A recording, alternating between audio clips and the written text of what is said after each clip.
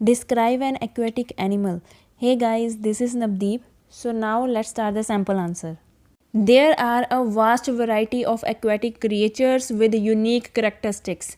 इसको अगर simple English में मुझे बोलना हो तो मैं कैसे कहूँगी?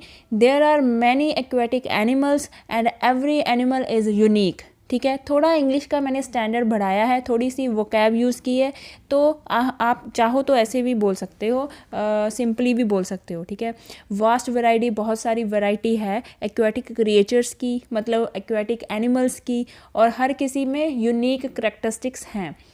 They are usually found near large water bodies like lakes, rivers, oceans and seas.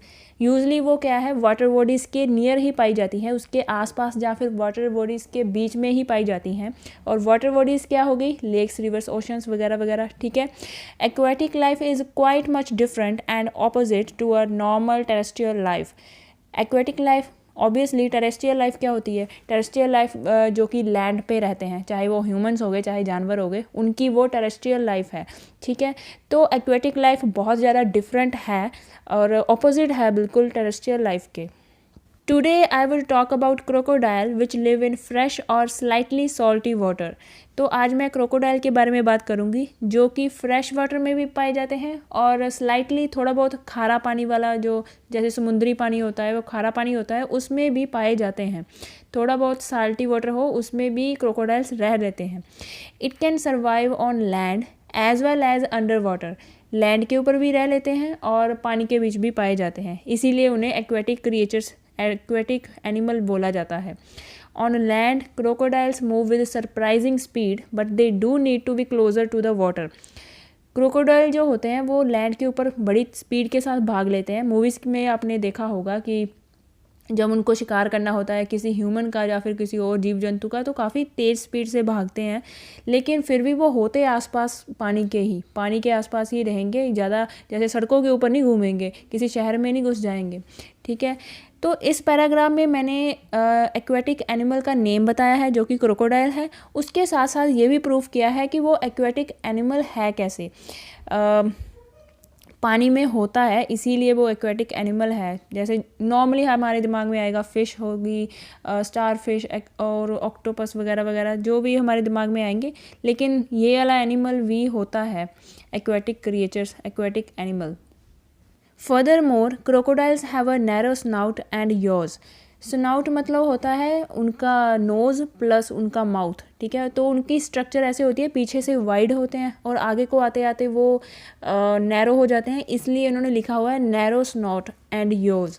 ठीक है, इस पैराग्राफ में मैं ये बताने वाली हूँ कि वो दिखते कैसे हैं, उनका बॉडी स्ट्रक्चर क्या है, क्योंकि उन्होंने एक बुलेट पॉइंट में पूछा हुआ है how they look like, how they appear like. ठीक है, they are of green, lighter green और ब्राउन कलर बता दिया. Crocodiles float in water with only their eyes and nostrils showing.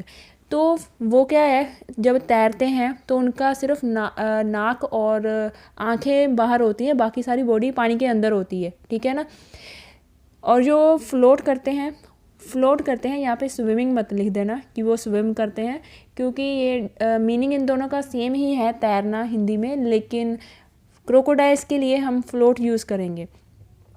They have eyes in the front of their heads like human do. हमारे जैसे उनकी eyes जो हैं उनके माथे के आगे हैं. Eyes on the top of their head help them in hiding under water to look for their pray.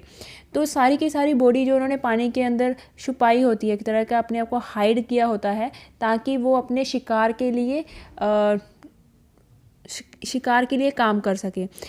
Pray PREY का मतलब है शिकार. Crocodiles have powerful jaws with many conical teeth. ये तो आपको पता ही होगा, इतनी सारी मूवीज़ आती हैं कैसे वो एक एक आदमी को मुंह में डालते हैं और चबा के खा जाते हैं. उनके टीथ जो होते हैं कॉनिकल होते हैं और जो उनका जॉज होते हैं बहुत ही ज़्यादा पावरफुल होते हैं. Also their tail is long and massive. Now अभी मैंने अपनी बात करनी है कि मुझे क्रोकोडाइल के बारे में कैसे पता चला, कब से पता है, तो उसके बारे में थोड़ा बात करूँगी जिससे थोड़ा बड़ा हो जाएगा, क्योंकि सारे क्यू कार्ड में मैं क्रोकोडाइल के गुण नहीं गा सकती, है ना. Actually I noticed crocodiles in books and movies during childhood. तो शुरुआत में तो मैंने बुक्स में पढ़ा था इसके बारे में और मूवीज़ देख रखी थी. That time it scared me as it look like lizard, तो उस टाइम पर मैं इससे डरी थी। इट स्केयर्ड मी, मतलब क्रोकोडाइल से मुझे डर लगा था क्योंकि ये बिल्कुल शिपकली की तरह दिखते हैं, और जो शिपकली है and lizard was very much scary in my early years, तो मेरे लिए ये बहुत ही ज़्यादा ड्राउनी थी। अर्ली ईयर्स मतलब चाइल्डहुड, अब चाइल्डहुड पहले मैं यूज़ कर चुकी थी इसलिए मैंने इसको लिख दिया है इन माई अर्ली ईयर्स, ठीक है। उसका मतलब सेम ही है चाइल्डहुड। इसे आप राइटिंग टास्क में भी बोल सकते हो, जैसे बार बार चाइल्डहुड चिल्ड्रन के लिए आता रहता है। Also I watched various movies where it was represented as a dangerous animal. तो एक तो हो गया कि मैं शिपकली की वजह से इससे डरती थी, दूसरा मैं बहुत सारी मूवीज़ देख चुकी थी क्रोकोडाइल्स के बारे में, इसलिए उन मूवीज़ में इसे एक डेंजरस एनिमल के तौर पे दिखाया जाता था, ख़तरनाक जानवर दिखाया जाता था। जिस भी मूवी में मैं देखती थी तो यही होता था कि वो बंदा खा गया या कुछ ना कुछ ऐसा ही होता था, तो ये ख़तरनाक शो किया हुआ था टीवी में। आगे हमने एक्सप्लेन कर देना है कि मैंने उसे पहली बार कब देखा इस एनिमल को, और किसके साथ थी मैं, कहाँ देखा मैंने, तो ये सब इस पैराग्राफ में मैं एक्सप्लेन कर दूँगी। Whereas when I was in 4th standard I visited a zoo in Chandigarh city. तो आप कोई भी सिटी का नाम ले दो, कोई इसमें बड़ी बात नहीं है। तो मैं जब 4th स्टैंडर्ड में थी तब मैं एक ज़ू में, एक चिड़ियाघर में गई थी अपनी फैमिली के साथ, तो सिटी का नेम भी मैंने बता दिया यहाँ पे। There I saw crocodiles. It was an amazing experience watching it for the first time. तो वहाँ पे मैंने क्रोकोडाइल्स को देखा, बहुत ही बढ़िया एक्सपीरियंस था। पहली बार मैंने उनको देखा तो ये मेरे लिए बहुत ही बढ़िया एक्सपीरियंस था।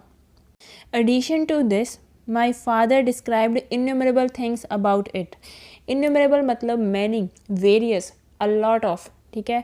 मेरे पापा ने बहुत सारी चीज़ें क्रोकोडाइल्स के बारे में डिस्क्राइब की हमारे सामने। Some facts about crocodiles were quite fascinating.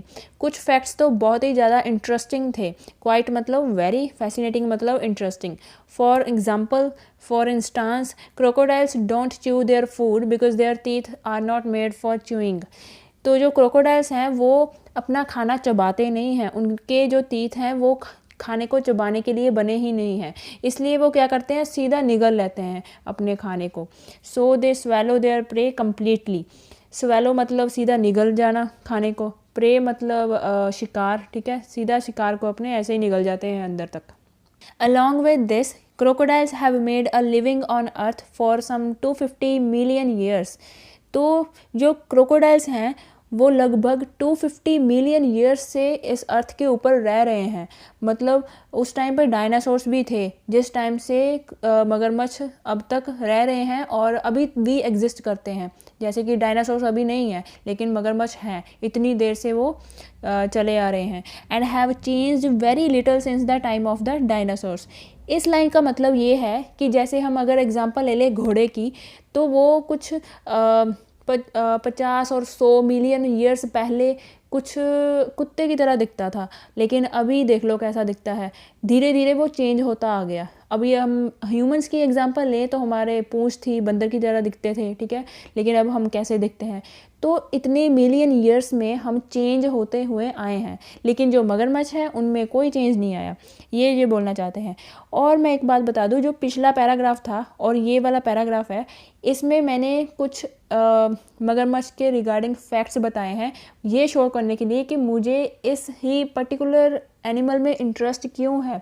मतलब मैंने फ़िश क्यों नहीं ली बात करने को, कुछ स्टार फिश, ऑक्टोपस, कुछ और भी ले सकती थी एक्वेटिक एनिमल को डिस्क्राइब करने के लिए, लेकिन मैंने क्रोकोडाइल को लिया। उसको क्यों लिया, उन्होंने क्वेश्चन भी पूछा हुआ है, why you are interested in it, ठीक है। So crocodiles are very closely related to dinosaurs. Usually I find pleasure in things which have any connection with dinosaurs.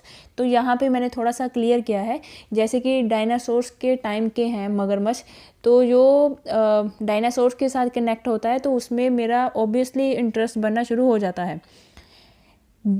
I find pleasure in, ये phrase है, ठीक है, कि मैं इस चीज़ में इंटरेस्ट मेरा अपने आप हो जाता है। This is the reason that I am paying attention to crocodiles as a aquatic animal rather than other animals, fish, goldfish, shark, octopus and to name a few. To name a few मतलब extra की जगह हम use करते हैं, ठीक है, कि अभी एग्जांपल्स ख़त्म हो गई हैं, to name a few. More amusing fact is that crocodiles really do produce tears. तो अम्यूजिंग फैक्ट मतलब इंटरेस्टिंग फैक्ट, ठीक है। बार बार मैं यही प्रूव कर रही हूँ कि मुझे इस पर्टिकुलर एनिमल में इतना ज़्यादा इंटरेस्ट क्यों है, क्यों मैं इस क्यू कार्ड में क्रोकोडाइल के बारे में बात कर रही हूँ। क्रोकोडाइल्स जो हैं वो सच्ची में उनके आंसू आते हैं। जैसे आपने एक मुहावरा नहीं सुना होगा, मगरमच्छ के आंसू मत बहा, मतलब नकली रोना मत रो। तो ये मुहावरा इंग्लिश में भी है। तो ये मुहावरा आया कैसे है कि वो सच में रोते हैं, लेकिन उनके कोई इमोशन नहीं होता, कोई सैड नहीं होते, इसलिए नहीं रोते वो। या क्या रीज़न है उसके पीछे? Because while eating they swallow too much air which forces tears to flow. अब उन्होंने सीधा अपना जो शिकार है अंदर निगलना होता है, क्योंकि उनके दांत तो है नहीं इतने काम के कि वो चबा चबा के खा सकें। इसलिए जब वो अपने अंदर अपना शिकार निगलते हैं तो कुछ ज़्यादा हवा चल जाती है, उसके साथ साथ कोई अंदर का सिस्टम है उनका बॉडी का जिसके साथ उनके आंसू निकल आते हैं। I got to know that why the term crocodile tears refer to a false emotion and fake tears of grief. Obviously जो मुझे समझ आया कि क्रोकोडाइल टीयर्स का ये मतलब क्यों है, फॉल्स इमोशन और फेक टीयर्स। वो इसीलिए क्योंकि जो क्रोकोडाइल है वो भी इमोशनल होके नहीं रोता, वो जस्ट रोता है तो उसका कोई और सिस्टम होता है बॉडी का, ठीक है।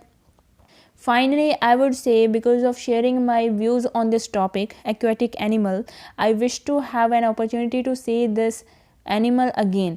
तो मैंने ये बोला है कि अब जैसे कि मैं अपने व्यूज़ इस एनिमल के ऊपर बता रही थी और एक्वेटिक एनिमल के ऊपर, तो मेरी अभी फिर से एक इच्छा जाग रही है कि मुझे एक अपॉर्चुनिटी मिले इस एनिमल को दोबारा देखने की। Well if I would get a chance then I wouldn't miss the boat. अगर मुझे चांस मिला तो मैं वो मौका नहीं गंवाऊंगी।